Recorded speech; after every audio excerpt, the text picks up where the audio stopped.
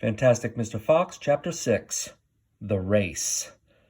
Now there began a desperate race, the machines against the foxes. In the beginning, the hill looked like this.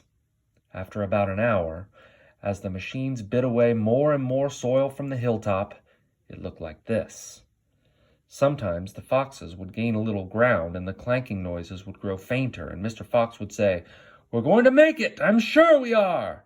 But then a few moments later, the machines would come back at them, and the crunch of the mighty shovels would get louder and louder. Once the foxes actually saw the sharp metal edge of one of the shovels as it scraped up the earth just behind them.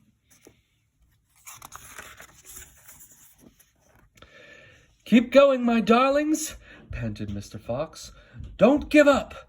Keep going," the fat Boggis shouted to Bunce and Bean. "We'll get him any moment now." "Have you caught sight of him yet?" Bean called back. "Not yet," shouted Boggis, "but I think you're close." I'll pick him up with my bucket," shouted Bunce. "I'll chop him to pieces." But by lunchtime, the machines were still at it, and so were the poor foxes. The hill now looked like this. The farmers didn't stop for lunch. They were too keen to finish the job. "Hey there, Mr. Fox," yelled Bunce, leaning out of his tractor. "We're coming to get you now." "You've had your last chicken," yelled Boggis. "You'll never come prowling round my farm again." A sort of madness had taken hold of the three men.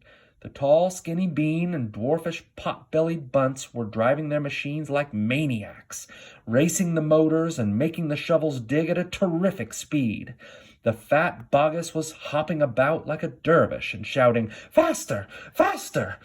By 5 o'clock in the afternoon, this is what had happened to the hill.